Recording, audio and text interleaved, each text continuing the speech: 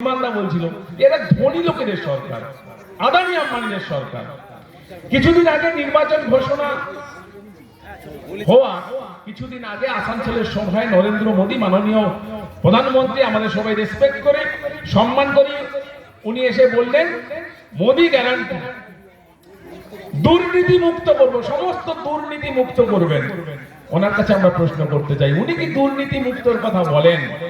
এই দল বিজেপি দল বিভিন্ন জায়গায় বলে বেড়ায়, কালকেও হয়তো চেঁচিয়ে বলেছে চোর ধরো জেল ভরো। আমি বলি এরা বার্গেনিং করে, চোর ধরে জেল ভরে না, চোর ধরে বিজেপিতে ভরে দিচ্ছে একটার পর একটা। মুকুল রায়কে এরা বললো চোর, সবচেয়ে বড় চোর, ব্রিগেডের সভায় বড় বড় করে বললো ভাগ মুকুল ভাগ। সেই মুকুল যখন বিজেপিতে যোগ দিয়ে দিল সে সাধু হয়ে গেল, তাকে চোরটাকে ধরে নিয়ে বিজেপিতে জয়েন করে দেওয়া হলো। আবার সেই মুকুল রায় যখন বিজেপি থেকে আবার তৃণমূলে চলে এলো তখন তার বাড়িতে আবার সিবিআই ইডি পাঠানো হচ্ছে, যখন বিজেপিতে ছিল তখন আর সিবিআই ইডি পাঠানো হচ্ছে না। এরা বিজেপির রাজ্য দপ্তর থেকে ভিডিও প্রকাশ করে দেখালো খবরের কাগজ মুড়িয়ে, মানে খবরের কাগজের ভেতরে লক্ষ লক্ষ টাকা নিচ্ছে শুভেন্দু অধিকারী। এরা বললো শুভেন্দু অধিকারী বিরাট বড় চোর, একে জেলে ভরে দেওয়া উচিত। যেই শুভেন্দু অধিকারী বিজেপি দলে যোগ দিল, জেলে না ভরে বিজেপিতে ভরে নিল, তাকে সর্ব ভারতীয় জনতা পার্টির পশ্চিমবঙ্গের সবচেয়ে বড় নেতা করে দিল।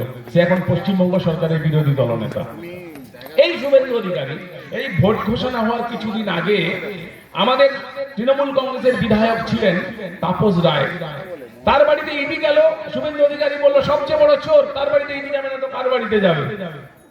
সেই তাপস রায়ের বাড়িতে ইডি যাওয়ার 6 দিন পরে সেই শুভেন্দু অধিকারী তার হাতে বিজেপির পতাকা ধরিয়ে দিয়ে তাকে বিজেপিতে জয়েন করিয়ে আজকে উত্তর কলকাতার ভারতীয় জনতা পার্টির প্রার্থী, আজকে সাধু হয়ে গেছে।